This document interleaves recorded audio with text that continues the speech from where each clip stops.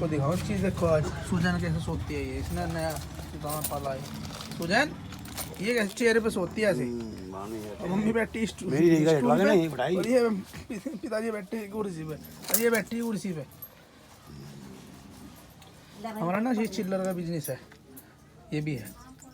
तो ये ना पापा ने यहाँ रखी थी चेयर पे, किसने यहाँ से उठवाई और कहा कि मैं बैठूंगी पहले यहाँ। कैसे बैठी पूरी चेयर पे। सुजैन है सुजैन।